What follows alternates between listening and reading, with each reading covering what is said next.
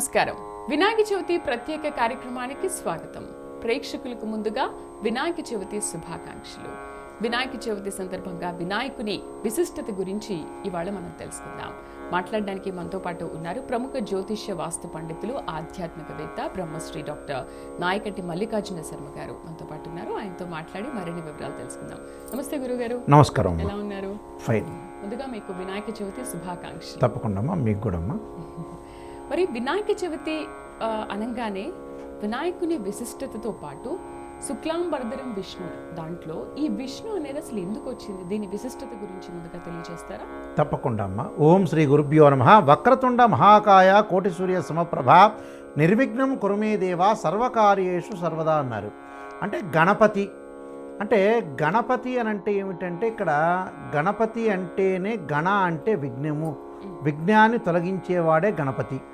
విఘ్నం తొలగిస్తాడు, విజ్ఞాన్ని ఇచ్చేవాడు అంటే నాలెడ్జ్ని ఇచ్చేవాడు కూడా గణపతి. ఇక్కడ అంటే గణపతి అంటే ఏమిటి అని అంటే గణాలన్నిటికి కూడా అధిపతిని గణపతి అని అంటాను. అంటే ఒక స్థితిని కాలస్వరూపుడు, కాలానికి విఘ్నం లేకుండా మనకు విఘ్నం లేకుండా చేసేవాడు విఘ్నేశ్వరుడు. అంటే వినాయకుడు అంటారు, విఘ్నేశ్వరుడు అంటాడు, గణపతి అంటాడు. ఆ గణపతుల్లో 32 రకాల గణపతులు ఉంటాయి. అంటే క్షిప్ర గణపతిని, ఉచ్చిష్ట గణపతిని, హేరంబ గణపతిని, ఇలాంటి గణపతులు చాలా ఉంటాయి. అంటే గణపతికి కళ్యాణ గణపతి అని, కళ్యాణం జరగటానికి సంతాన గణపతి అని, అలాంటి దిష్టికి సంబంధించిన దృష్టి దోషం పోవటానికి దృష్టి గణపతి, ఇలాంటివన్నీ కూడా ఉచ్చిష్ట గణపతి అని చాలా ప్రాధాన్యత ఉంటుంది. అయితే గణపతిలో 32 రకాలు ఉంటాయి. అంటే ఇక్కడ గణ అంటే ఏంటంటే విజ్ఞానము అని అర్థం, నాలెడ్జ్ అని అర్థం. గణపతిని కాలానికి ఏదైతే విఘ్నం లేకుండా ఉండాలంటే మనం విఘ్నేశ్వరుని ప్రార్థన చేయాలి. మనకి విఘ్నం పోతుంది. విఘ్నం పోవటం అంటే ఏమిటి అసలు? అంటే కాలానికి విఘ్నం జరగటం అంటే ఏంటి అని అంటే ఒక కాలం జరుగుతూ ఉండగా ఏదో వర్షాలు పట్టడం, అడ్డుపట్టం అంటే వర్షాలు పట్టడం జరుగుతుంటుంది, ఎండలు రావటం ఉంటుంది, రకరకాలుగా ఇప్పుడు వరదలు రావటం, ఇలాంటివన్నీ కూడా కాలానికి విఘ్నం జరగటం. అంటే కాలం అనేది జరుగుతుండగా ఎటువంటి అడ్డంకులు అంటే ఇప్పుడు వర్షాలు పడే సమయంలో ఎండలు రావటం, ఎండలు వచ్చే సమయంలో వర్షాలు పట్టడం వల్ల కాలానికి విఘ్నం జరగటం అర్థం. ఈ కాలానికి విఘ్నం ఎప్పుడైతే జరుగుతుందో మానవుడికి కూడా విఘ్నం జరుగుతుంటుంది. అంటే మానవుడు బయటికి వెళ్ళలేకపోతాడు. ఇప్పుడు వరద జరుగుతుంది, వరద ప్రాంతాల్లో మానవుడు బయటికి వెళ్ళలేకపోతాడు. అంటే మానవుడికి విఘ్నం జరుగుతున్నట్టు అర్థం. అంతే. ఇప్పుడు కాలానికి విఘ్నం జరిగిందంటే మానవుడికి విఘ్నం జరిగినట్టే అర్థం. అందువల్ల గణపతి యొక్క ప్రార్థనలో చాలా ముఖ్యమైనది ఏంటంటే శుక్లాంబరధరం విష్ణుం శశివర్ణం చతుర్భుజం ప్రసన్నవదనం ధ్యాయేత్ సర్వ విఘ్నోపశాంతయ అంటారు. ఏంటి గురువుగారు మరి గణపతి యొక్క ప్రార్థనలో విష్ణువు రావడానికి కారణం ఏంటి? మరి మొట్టమొదటగా మనం గణాలన్నిటికీ అధిపతి అయిన గణపతి యొక్క ప్రార్థన చేస్తాం మనం. అంటే గణపతి యొక్క ప్రార్థన చేసేటప్పుడు మరి విష్ణువు ఏంటి దానిలో రావడానికి కారణం ఏంది? అది విష్ణు మంత్రం కాదు కదా. నారాయణాయుధ్యే విష్ణు, నారాయణాయుధ్యే అని మనం మంత్రం చదువుకుంటాం. చదివినప్పుడు ఓ నమో నారాయణాయనమని చదువుకుంటాం, నారాయణ గాయత్రి మంత్రం చదువుకుంటాం. కానీ ఇక్కడ విష్ణువు సంబంధించింది ఏంటి అంటే తత్పురుషాయుధే మహాదేవాయుధీమే తన్నో రుద్ర ప్రచోదయాత్ అనుకుంటాం మనం. అలానే అది రుద్రుణ్ణి రుద్రగాయత్రి మంత్రం, అలానే విష్ణు గాయత్రి మంత్రం చదువుకుంటాం మనం. కానీ ఇక్కడ విష్ణువు రావడానికి కారణం ఏంది? చాలామంది కూడా అనుమానం వచ్చే ప్రశ్న ఇదే. నిజం చెప్పాలంటే మిగతావన్నీ కూడా ప్రశ్నలన్నీ కూడా గణపతి మీద వచ్చేవే, కానీ విష్ణువుని ప్రార్థన చేయడానికి కారణం ఏంటి అనే దానిలో చూస్తే శుక్లాంబరధరం అనే విషయంలో చాలామంది కూడా శుక్లాంబరధరం అంటే తెల్లని వస్త్రాలు ధరించేవాడని, శశివర్ణం అంటే తెలుపు రంగు గల వాళ్ళని, అంటే శుక్లాంబరధరం విష్ణుం శశివర్ణం. చతుర్భుజం అంటే సామాన్యంగా తెలిసిన 4 చేతులు. ప్రసన్నవదనం అంటే ప్రసన్నమైన ముఖం కలిగిన వాడు అని అర్థం. సర్వ విఘ్నోపశాంతయే అంటే ఏంటంటే అన్ని విఘ్నాలు మనకి సర్వ విఘ్నాలు తొలగిపోవాలని మనం ప్రార్థన చేస్తున్నట్టు. ఎవరికి ప్రార్థన చేస్తున్నాం? విష్ణువుకు ప్రార్థన చేస్తున్నామా అంటే గణపతికి చేస్తున్నాం. శుక్లాంబరధరం అంటే ఏమిటి? తెల్లని వస్త్రాలు ధరించేవాడు. మరి గణపతి తెల్లని వస్త్రాలు ధరిస్తాడా? విష్ణువు ధరిస్తాడా? విష్ణువు ఏంది ధరించేది? వాస్తవంగా నీలమేఘ శ్యామ రూపంలో ఉంటాడు విష్ణువు. పీతాంబరుడు అంటే పట్టు వస్త్రాలను ధరించేవాడు, అంటే పచ్చని వస్త్రాలు ధరించేవాడు విష్ణువు. ఇక్కడ నీలమేఘ శ్యామ రూపంలో ఉన్నవాడు విష్ణువు. శుక్లాంబరధరం అంటే ఇక్కడ తెల్లని వస్త్రాలు ధరించట్లేదు కదా, తెల్లని వర్ణంలో కూడా విష్ణువు లేడు. నీలమేఘ శ్యామ రూపంలో ఉంటామని మనం కీర్తిస్తుంటాం, సాక్షాత్తు శ్రీ మహావిష్ణుని. మరి గణపతి ఉన్నాడా? గణపతి ఎర్రని శరీర ఛాయతో ఉంటాడు, ఎర్రని వస్త్రాలు ధరిస్తాడు ఆయన. అప్పుడు ఆయనకి కాదు ఈయనకి కాదు ఇక్కడ. అంటే శుక్లాంబరధరం అనే దానిలో, శశివర్ణం అనే దానిలో ఇద్దరూ కూడా తెలుపు వర్ణం బట్టలు కట్టుకోరు, తెల్లని ఛాయ ఉండదు. అంటే ఇద్దరికి కూడా వర్తించదు. మరి ఇద్దరికీ వర్తించకపోతే ఆ శ్లోకం యొక్క అర్థం ఏంటి? చతుర్భుజుడు, 4 చేతులు అంటే ఇవన్నీ కూడా ఏదైతే నీలమేఘ శ్యామ రూపంలో ఉన్న ఏదైతే సాక్షాత్తు శ్రీ మహావిష్ణువు పచ్చని వస్త్రాలు ధరిస్తారని అర్థం. పీతాంబరుడు అంటారు. అంటే రెండిటికి కూడా వర్తించదు ఇది. అంటే గణపతి ఎరుపు రంగులో ఉంటాడు శరీర ఛాయ, ఎర్రని వస్త్రాలు ధరిస్తాడు, కానీ తెలుపు కాదు. ఈయన నీలమేఘ శ్యామ రూపంలో ఉంటాడు, పచ్చని వస్త్రాలు ధరిస్తాడు. అంటే రెండిటికి వర్తించలేదు. మరి రెండిటికి వర్తించకపోతే ఎవరిది శ్లోకం ఇది? మొట్టమొట్ట మనం ప్రార్థన చేసేదే శుక్లాంబరధరం అని ప్రారంభం చేస్తాం. అంటే గృహప్రవేశం కానీ, ఉపనయన సంస్కారాలకు కానీ, ఏదైనా వివాహ సంస్కారాలకు కానీ, అన్నిటికి కూడా షోడశ సంస్కారాలు, బారసాల, నామకరణ, అన్నప్రాసన అన్నిటికి కూడా మొట్టమొదటగా ప్రాధాన్యత అనేది గణపతికి ఉంటుంది. ఆ గణపతిలో మనం ప్రార్థన చేసేటప్పుడు అదే మంత్రాన్ని చదువుతారు. చదివినప్పుడు మరి ఏమిటి గురువు గారండి, నాయకంటి గారు, మరి విష్ణువు అనే మంత్రాన్ని చదువుతున్నారు, ఏంది అసలు విష్ణువుకి చేస్తున్నామా మనం గణపతికి చేస్తున్నామా ఏమిటి అని చాలామందికి కూడా అర్థం కాని విషయం అనేది. అంటే ఒక సంస్కృత శ్లోకానికి భాష్యం వేరుంటుంది, సామాన్య ప్రజలు అనుకునేది వేరుగా ఉంటుంది, సంస్కృత పరంగా ఉండేది దేవనాగరిక లిపి అంటారు కదా, దానికి భాష్యం వేరే ఉంటుంది. శుక్లాంబరధరము అంటే ఇక్కడ అర్థం ఏంటంటే, అసలు అర్థం పృథ్వీవ్యాపస్తేజో వాయు ఆకాశం అంటే పృథ్వీవ్యాయో అంటే పృథ్వీవ్యాపస్తోజో వాయు అంటే ఆ 4 కూడా ఏ ఆకాశం నుంచి దిగినవో ఆ ఆకాశం అంటే పంచభూతాల మీద అదుపు కలిగిన వాడని అర్థం. అంటే శుక్లాంబరధరం అంటే మన తెలుపు అని కాదు ఇక్కడ.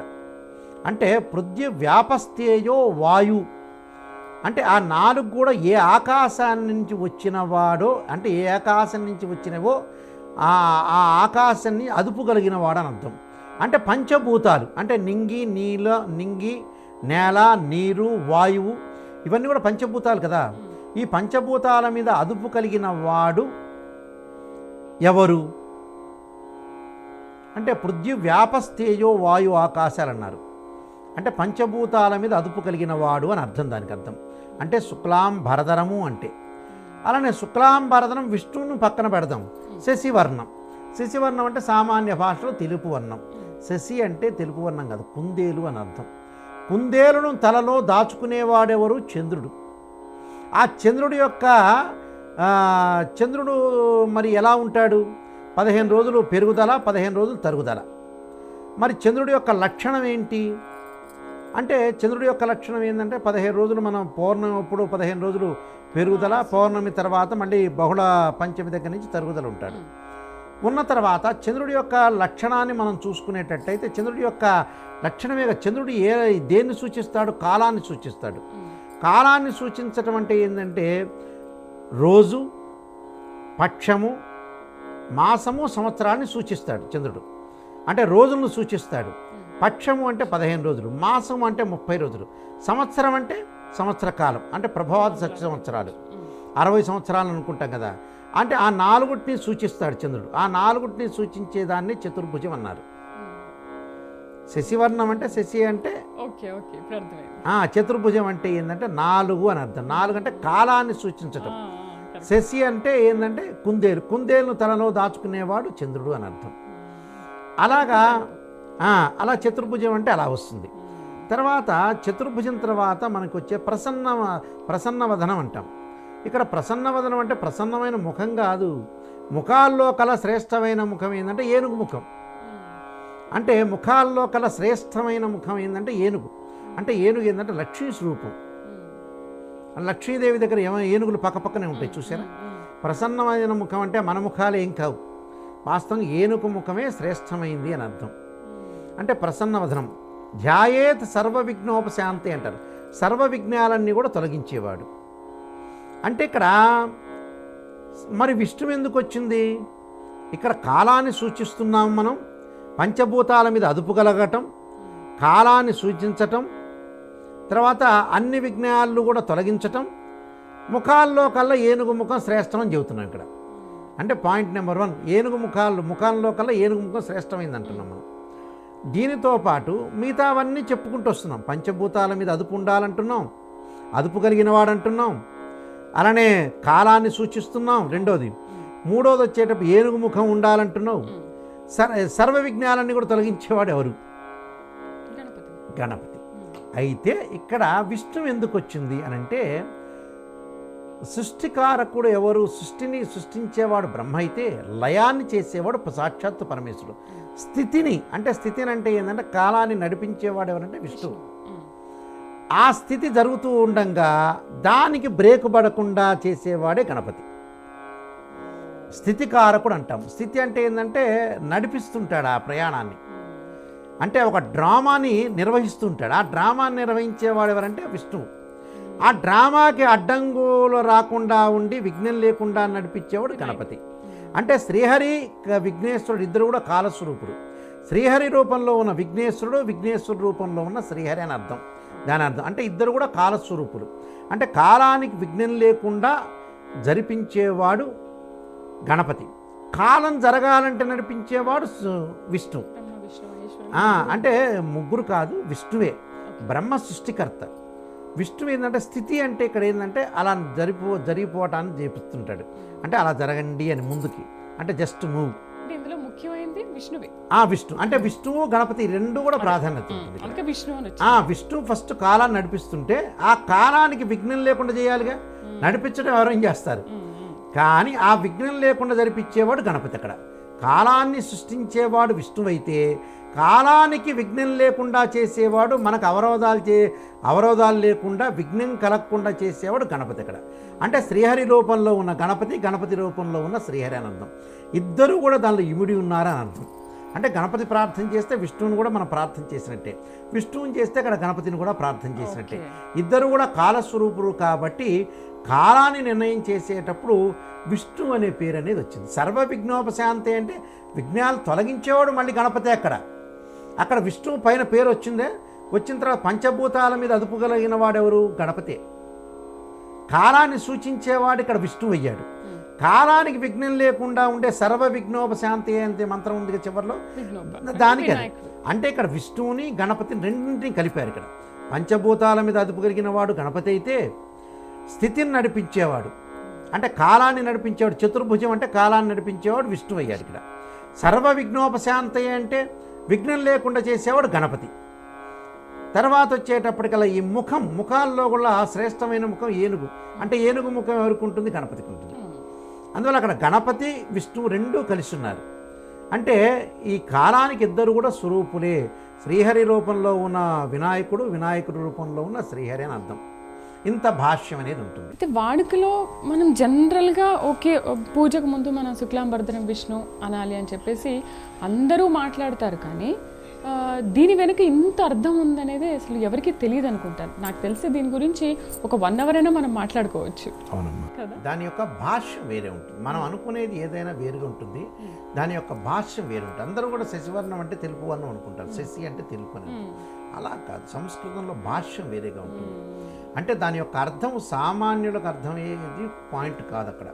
అంటే ఇప్పుడు ఒక సంస్కృత శ్లోకాన్ని మనం అర్థాన్ని విడివిడిగా చూసుకొని దాని భాష్యాన్ని మనం చూసుకునేటట్టయితే వేరుగా ఉంటుంది.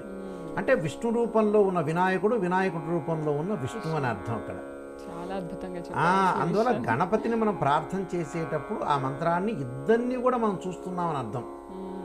అంటే ఒక సామాన్య పరిభాషలో ఒక మూవీలో నటించేటప్పుడు ఇద్దరు హీరోలు ఉన్నట్టుగా అంతే. అక్కడ విష్ణువు, గణపతి ఇద్దరు అక్కడ నడిపిస్తున్నట్టు అర్థం. అంటే ఇద్దరు కూడా ఒక సినిమాలో నడిపిస్తున్నట్టుగా అర్థం. అలాగా ఇక్కడ ఎలా ఉంటుందంటే గణపతిని మనం ప్రార్థన చేయాలి, అలానే ఇక్కడ విష్ణువు కూడా మనం ప్రార్థన చేసినట్టుగా అర్థం దానికి అర్థం. అందువల్ల గణపతి యొక్క ప్రార్థనలో స్థితిని నడిపించేవాళ్ళు ఒకళ్ళు, సృష్టికర్త బ్రహ్మ. స్థితిని చేసేవాళ్ళు ఎవరు? కాలం నడిపించేవాళ్ళు విష్ణు. లయం చేసేవాళ్ళు ఏంటంటే లయకారకుడు. లయకారకుడు వచ్చి పరమేశ్వరుడు. అంటే ఇవన్నీ కూడా ఎలా ఉంటాయి అని అంటే ముడిపడి ఉంటాయి. ముడిపడి ఉండటంలో ఇంకొక విషయం కూడా ఉంది దీనిలో. ముఖ్యంగా మనం సంకష్టహార చతుర్థి వ్రతాన్ని చేసుకుంటుంటాం. చాలామంది కూడా సంకటహర చతుర్థి అంటారు, కొంతమంది సంకష్టహర. అసలు మామూలుగా పేరు ఏంటంటే సంకష్టహర చతుర్థి. అంటే ఇక్కడ సంకష్టహర చతుర్థి మనం వ్రతాన్ని చేసేటప్పుడు గణపతిని ఆరాధన చేస్తుంటాం. గణపతిని ఆరాధన చేసేటప్పుడు ఇక్కడ ముఖ్యంగా ఒకానొక సమయంలో సృష్టి క్రమం అంతా తయారైందట.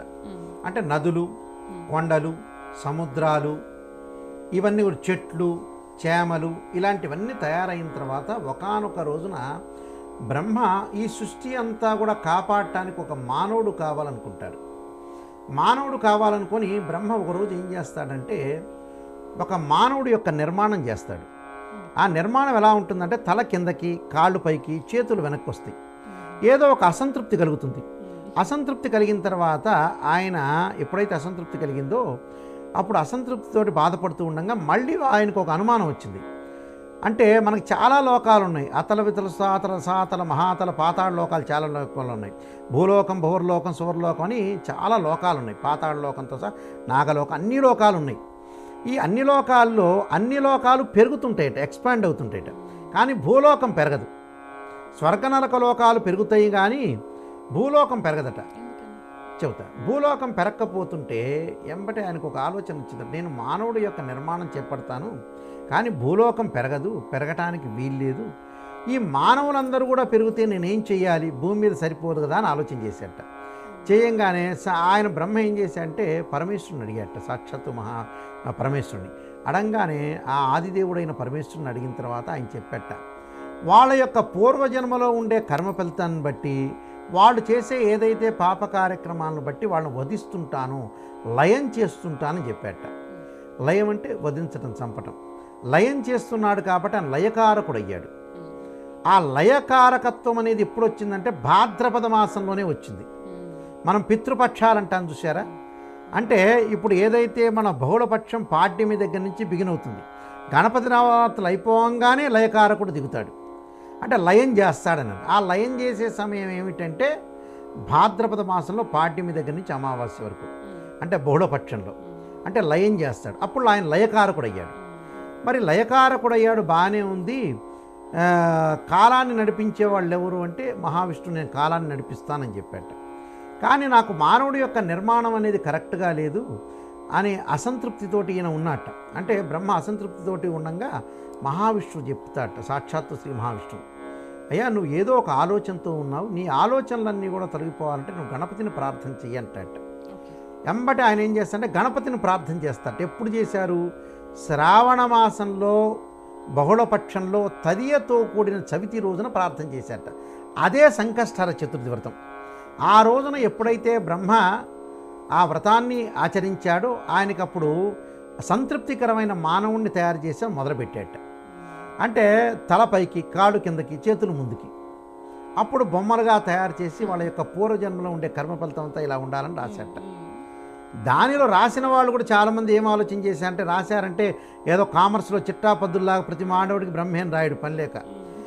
బ్రహ్మ ఏం రాశంటే పూర్వజన్మలో ఉండే కర్మ ఫలితం అంతా తొలగాలంటే నువ్వు యజ్ఞయాగాది క్రతువులన్నీ కూడా చెయ్యి. ఆ యజ్ఞయాగాది క్రతువులన్నీ కూడా చేయటం వల్ల నీకు మంచి జరుగుతుంది. ఏదైతే నేను రాతను రాశాను ఆ రాతను నేను చెరపలేను, కానీ నువ్వు చేసే మంచి కార్యక్రమాలకి యజ్ఞయాగాది క్రతువులకి మీరు చేయటం వల్ల మీకు మంచి జరుగుతుంది అని ఆ బ్రహ్మే ఆ రాతను నేను తెరపలేను, కానీ నీ మంచితనం వల్ల, నీ యజ్ఞయాగాది క్రతువుల వల్ల, నువ్వు సహాయం చేయటం వల్ల, దాన ధర్మాల వల్ల నేను రాసిన రాతను నువ్వు చెరుపుకోవచ్చని ఆ బ్రహ్మే చెప్పాడు ఇక్కడ. అలాగా సృష్టి క్రమంలో ఇలా తయారైంది. అయితే గురుగారు, వినాయక చవితి పండగ తర్వాతే మనకు అన్ని పండుగలు అంటుంటారు. ఆ పండగ తర్వాతే ఇంకేదైనా అని మాట్లాడతారు. అంటే పూజ చేసేటప్పుడు కూడా ముందు వినాయకుడికి షోడశోపచార పూజ చేసిన తర్వాతే ఇంకేదైనా మనం స్టార్ట్ చేసుకోవాలి. మేము ఒక 15 నిమిషాలు అది పడుతుంది.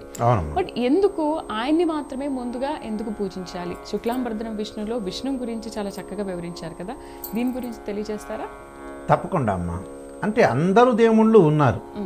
అంటే బ్రహ్మ ఉన్నాడు, విష్ణువు ఉన్నాడు, పరమేశ్వరుడు ఉన్నాడు, తర్వాత సుబ్రహ్మణ్య స్వామి ఉన్నాడు, అమ్మవారు ఉన్నారు, అందరూ దేవతలు మనకు ముక్కోటి దేవతలు అంటాం మనం. ఆవులో ముక్కోటి దేవతలు ఉంటాయని ఆవుని భక్తి శ్రద్ధలతో మనం పూజ చేస్తుంటాం. చేసేటప్పుడు మరి గణపతి యొక్క ప్రాధాన్యతకి ఇంపార్టెంట్ ఏంటి? నేను గణపతి మొట్టమొదటి ప్రాధాన్యత కావడానికి కారణం ఏంటంటే, మరి పరమేశ్వరుని ఆరాధన చేయొచ్చుగా, విష్ణువుని ఆరాధన చేయొచ్చుగా. అంటే మన జీవితంలో ఎప్పుడైతే కాలానికి విఘ్నం లేకుండా ఉండటానికి మనం పూజ చేసేదానికి కూడా విఘ్నం జరగచ్చు. మనం పూజ చేస్తుంటాం, మనం కూర్చుంటాం, పూజ చేయంగానే ఇప్పుడు ఆ పాత రోజుల్లో అంత విఘ్నం కలిగేది కాదు, కానీ ఇప్పటి రోజుల్లో కొంచెం సెల్ ఫోన్లు వచ్చిన తర్వాత విఘ్నం కలుగుతుంది. ఎంబటి ఆ పూజ చేస్తున్నాం కానీ పంతులు గారు కొద్దిసేపు కూర్చోండి ఇలా మాట్లాడుతున్నాను, ఫోన్ వచ్చింది మాట్లాడుతుంటాడు. పూజ మీద కాన్సన్ట్రేషన్ లేకుండా ఉంటుంది. కొంచెం పాత రోజుల్లో కొంచెం నిష్టగా నియమనిష్టలతో ఉన్నారండి ఉమ్మడి కుటుంబాలు, అవన్నీ కూడా అదొక మార్పు వేరు.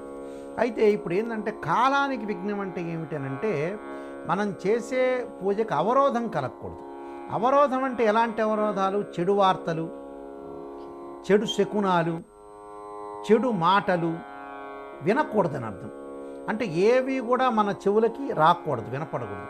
అంటే ప్రశాంతత, ఏకాగ్రతకి భంగం కలగకుండా ఉండటానికి ఫస్ట్ గణపతిని ప్రార్థన చేస్తారు.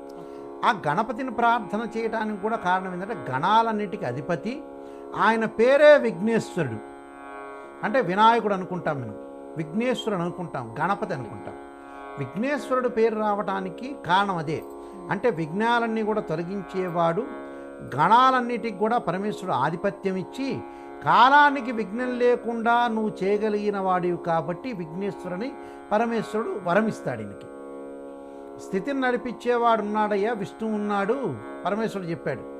స్థితిని ఒక రకంగా నడిపిస్తుంటాడు బాగా, ఆయన కాలాన్ని ముందుకు నడిపిస్తుంటాడు. కానీ కాలానికి విఘ్నం లేకుండా, అంటే వర్షాలు వస్తుంటాయి, మనకి ఎండ వస్తుంటుంది, చలికాలం వస్తుంటుంది, కానీ ఈ కాలానికి బ్రేక్ పడకుండా, అంటే భద్రతాభావం అంటారు, అభద్రతాభావం అంటారు. అయితే ఇవన్నీ జరగకుండా, కాలానికి విఘ్నం జరగకుండా, మానవుడి యొక్క ప్రయాణంలో కూడా విఘ్నం జరగకుండా, ఏది కూడా సృష్టి తిరుగుతూ ఉండగా బ్రేక్ పడకూడదు. అంటే ఖగోళ శాస్త్రానికి మనం వెళ్తే భూమి తన చుట్టూ తాను తిరుగుతూ సూర్యుడు చుట్టూ తిరుగుతుంటాడు, చంద్రుడు కూడా భూమి చుట్టూ తిరుగుతుంటాడు. అంటే ఈ గ్రహాలకు కూడా విజ్ఞానం జరగకుండా ఉండటానికి, అంటే ఖగోళం ఆగిపోకూడదుగా, చంద్రుడు ఆగిపోకూడదుగా, ఏది ఆ గ్రహాలు ఆగిపోకూడదుగా. అంటే గ్రహాలకు కూడా విఘ్నం జరగకూడదు ఇక్కడ. అంటే అందరికీ కూడా విఘ్నం, మానవుడికే కాదు సృష్టికి విఘ్నం జరగకూడదు. ఆ సృష్టికి విఘ్నం జరగకూడదని మనకి అది వరకు రోజుల పాస్ సినిమాల్లో మూవీ రిలీజ్ అవుతూ ఏదో ఒక డైరెక్టర్ ఆగిపోతాడు ఒక స్క్రీన్ దగ్గర, ఏదో ఎక్కుతున్నట్టుగా. అలా ఏది ఆగకూడదు.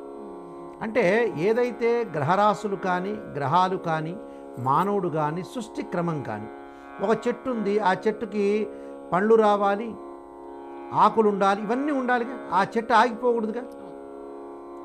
ఆ బాధ్యతను పరమేశ్వరుడు గణపతికి ఇచ్చాడు. విఘ్నం లేకుండా చూసుకోయ్యా అని సృష్టించేవాడు, లయకారకుడు, స్థితికారకుడు. విఘ్నం కలగకుండా ఉండే కారకత్వాన్ని కారకుడు ఎవరంటే గణపతి. అందువల్లే ఆ రోజున విఘ్నం కలగకుండా నువ్వు చేస్తావు కాబట్టి నీ పేరు విఘ్నేశ్వరుడయ్యా అన్నాడు. ఆయన ముందుగా మనం పూజ చేయాలి, ఆయన ముందుగా మనం గణపతిని ప్రార్థన చేయాలి. షోడశ సంస్కారాలు ఏ సంస్కారం చేసినా కూడా మొట్టమొదటిగా గణపతిని మనం ప్రార్థన చేస్తాం. సరే, ఇప్పుడు వినాయక చవితి అని కాదు, ఇంకా వేరే ఏదైనా దత్తాత్రేయుని పూజ లేకపోతే సాయి మహత్యం ఇలాంటివన్నీ చేసుకుంటాం మనం. దానికి ముందు కూడా గణపతి పూజ ముఖ్యమే. అవును. సరే చేయలేదు, ఏమవుతుంది అంటే ఆ పూజా ఫలితం ఉండదా వాళ్ళకి? ఉండదు. విఘ్నం అంటే ఒక గృహప్రవేశం మనం ప్రారంభం చేసాం, గణపతి ప్రార్థన చేయలేదు, వేరే కార్యక్రమాలకు ఆటంకం కలుగుతుంటుంది. ఆటంకం కలగటం అంటే ఏదో ఒంట్లో బాగాలేకపోవటం, చేయలేకపోవటం, వస్తువులు లేకపోవటం, చెడు వార్తలు వినటం, బయటికి వెళ్ళటం, ఇలాంటివన్నీ జరుగుతాయి కదా. అంటే మనం జరిపించే వరకు కూడా చివరికి అనుగుణంగా ఉండాలి. అనుగుణం అంటే మనం మనం ప్రారంభం చేసాం ఒక విషయాన్ని, ప్రారంభం చేసినప్పుడు అది ఎండ్ వరకు నిర్విఘ్నంగా కొనసాగాలిగా. విఘ్నం లేకుండా కొనసాగాలి. విఘ్నం లేకుండా కొనసాగాలంటే గణపతిని ప్రార్థన చేయాలి. అప్పుడు ఏమవుతుంది, ఒక గృహప్రవేశం చేస్తాం. గృహప్రవేశం చేసేటప్పుడు ఎగ్జాంపుల్ గణపతిని ప్రార్థన చేస్తారు. చేసిన తర్వాత నీళ్ల కుండలు అవన్నీ కూడా మనం తీసుకుని వెళ్తాం. అంటే గంగాదేవి అమ్మవారు, వెళ్ళిన తర్వాత తీసుకుని వెళ్ళిపోయిన తర్వాత లోపలికి వెళ్ళిన తర్వాత నీళ్ల బిందెలు ఒక చోట పెడతారు, దేవుడు దేవతార్చన చేస్తారు గృహప్రవేశంలో. చేసిన తర్వాత వాస్తు పూజ, నవగ్రహ పూజ ఇవి చేస్తారు. చేసిన తర్వాత లక్ష్మీ గణపతి వాస్తు హోమం చేస్తారు, సత్యనారాయణ స్వామి వ్రతం చేస్తారు. కొంతమంది వివాహాలు కావాలని సీతారాముల కళ్యాణం కూడా చేస్తుంటారు. అంటే ఒడిబియ్యాలు పోసుకునే వాళ్ళు కానీ, లేకపోతే వాళ్ళ ఇంట్లో కళ్యాణం జరగాలని ఒక కాంక్షతో వెళ్తారు. మా ఇంట్లో కళ్యాణం జరగాలి, దేవుడి గుళ్ళో కాదు, దేవుడి గుళ్ళో చేసుకుంటాం కానీ మా ఇంట్లో కూడా కళ్యాణం జరగాలి, సీతారాముల కళ్యాణం అలా శివపార్వతుల యొక్క కళ్యాణం కూడా చేసుకుంటారు. అవన్నీ కూడా విఘ్నం జరగకుండా ఉండటానికి గణపతి ప్రార్థన చేస్తారు. అంటే మన ఆటంకాలు, అంటే చివరి వరకు గృహప్రవేశం చేసే వరకు, పెళ్లిలో ఎందుకు చేసుకుంటారు, ఏమంటే అబ్బాయో అమ్మాయి వల్లనో ప్రాబ్లమ్స్ రాకుండా, లేదా అత్తగారు మామగారు ఇవి చేశారండి అవి చేశారండి, మనకేమిటంటే మనసుల భావన కంటే కూడా ఇవన్నీ ఎక్కువ చేసుకుంటారు. కొన్ని పెళ్ళిళ్ళలో ఏం చేస్తారంటే, సరే జరగనీలే అడ్జస్ట్మెంట్ అవుదాంలే అని కొంతమంది ఉండరు. ఆ సర్దుబాటుతనం అనేది ఉండదు. మా ప్రాంతంలో ఇదే చేశారండి, మా ప్రాంతంలో ఈ కొబ్బరి బొండం పెట్టారు, మా ప్రాంతంలో ఎండు కొబ్బరి చిప్పలతోనే కళ్యాణం కన్యాదానం చేశారని ఊరుకోరు కదా మానవులకి. లేకపోతే అసలు వాళ్ళకంటే కూడా వచ్చిన వాళ్ళు ఎక్కువ టార్చర్ చేస్తుంటారు. అందువల్ల ఇవన్నీ ఇబ్బంది కలగకుండా ఉండాలంటే గణపతి ప్రార్థన చేస్తే కొంతమంది నోర్లన్నా మూతపడతాయి. అది అయితే నిత్య పూజలో కూడా ముందుగానే ఎక్కడైనా గణపతి శ్లోకంతో గణపతి ప్రార్థన చేసిన తర్వాతనే మనకి ప్రాధాన్యత చాలా ఉంటుంది. ఎందుకంటే ఇంపార్టెన్స్ అనేది గణపతి. అందువల్ల ఈ గణపతి ప్రార్థనలో కూడా మనకి నవరాత్రులు చేయడానికి కూడా కొన్ని కారణాలు ఉంటాయి. వాస్తవంగా అయితే నవరాత్రులు చేయడానికి కూడా విశిష్టమైన కారణాలు ఏంటంటే, గణపతిని మట్టితోనే తయారు చేస్తారు. మట్టితో తయారు చేయడానికి ఏంది, సంకష్ట చతుర్థి వ్రతంలో కూడా గణపతి పురాణంలో మట్టిను ఆవు పేడ, అంటే బంకమన్ను ఆవు పేడ కలిపి గణపతిని చేయమంటారు. అంటే మట్టి ఎందుకు చేయాలి, ఏమి మరి మిగతా దాంతో చేయొచ్చు కదా, రకరకాలుగా మనకు ఉన్నాయి కదా, ప్లాస్టిక్లో కానీ రకరకాలు ఉన్నాయి కదా. ఇక్కడ మట్టితోనే చేయడానికి కారణం ఏంటంటే, ఒకానొక సమయంలో మనకి శివపురాణంలో కానీ గణపతి పురాణంలో కానీ చెప్పినట్టుగా, మనకి పురాణాలు చాలా ఉన్నాయి, అష్టాదశ పురాణాలు చెప్పినట్టుగా పార్వతీదేవి దగ్గర ఎప్పుడూ కూడా గణపతి ఉండేవాడు. మరి గంగాదేవి కూడా ఉందిగా, అయ్యా నేను కూడా అమ్మనే గణపతి, వినాయక నేను కూడా అమ్మనే కదా, పార్వతీదేవి దగ్గర ఎప్పుడూ కూడా నువ్వు ఉంటున్నావు, మరి నా దగ్గరికి ఎప్పుడు రావు అని అడిగిందట. అనగానే గంగాదేవి వరమిస్తాడట గణపతి. భాద్రపద మాసంలో వచ్చే చవితి తర్వాత, నవరాత్రుల తర్వాత నన్ను నీ దగ్గరికి ప్రజలు చేరుస్తారన్నట్ట, నిమజ్జనం చేయటం. అందువల్ల అక్కడ ఆ సమయంలో గంగాదేవికి ఎప్పుడైతే వరం ఇచ్చాడో, ఇంకొక ముఖ్యమైన విషయం కూడా ఉంది. గంగాదేవి ఎక్కడ ఉంటుంది, నీళ్లుంటాయి, ఆ నీళ్లలో ఏముంటుంది, బంగమట్టి ఉంటుంది, దానిలో చెట్లు మొలుస్తూ ఉంటాయి. అదే మట్టిని తీసుకొచ్చి గణపతి చేస్తారు. అంటే గంగలో ఉండే మనసులో ఉండే భావాన్ని తీసుకుని వచ్చినట్టు, ఆమెలో ఉండే, ఇప్పుడు శరీరంలోంచి ఆనందదాతు హృదయంలోంచి కదిలితే సంతానం కలుగుతుందట తండ్రికి, అంటే హృదయంలోంచి. ఆ నీళ్లల్లో ఉంటే హృదయాన్ని తీసుకొచ్చారు. అంటే గంగాదేవిలో ఉండే హృదయం ఏమిటి, ఆ మట్టి, ఆ మట్టితోనే గణపతి చేశారు. మళ్ళీ ఆ హృదయాన్ని తీసుకెళ్ళి ఆ మట్టి, ఎప్పుడైతే ఆ మట్టితో చేసిన బొమ్మను తీసుకెళ్ళి మళ్ళీ గంగాదేవి నదిలోనే కలుపుతారు. అంటే తల్లి ఒడికి చేరుస్తారని అర్థం. అది దాని ప్రాధాన్యత. గంగమ్మ ఒడి అంటారు, అంటే ఇంకా తల్లి అని అర్థం. అది మామూలు సామాన్య భాషలో గంగమ్మ అంటారు. గంగాదేవి అయినా కృష్ణ గోదావరి తుంగభద్ర ఏదైనా అమ్మవారి యొక్క స్వరూపం అది. ఓకే గురుగారు, ఈరోజు వినాయక చవితి సందర్భంగా మీరు చాలా మీ వాల్యుబుల్ టైంని తీసుకొని మా కోసం స్పెండ్ చేశారు. వినాయక చవితి విశిష్టత గురించి, అసలు శుక్లాంబరధరం విష్ణులో విష్ణు ఎందుకు వస్తుంది, వీటన్నిటి గురించి కూడా చాలా చక్కని విషయాలు, మాకు తెలియని చాలా విషయాలు చాలా బాగా వివరించారు. ధన్యవాదాలు. నమస్కారం. చూశారు కదా, వినాయక చవితి సందర్భంగా వినాయకుని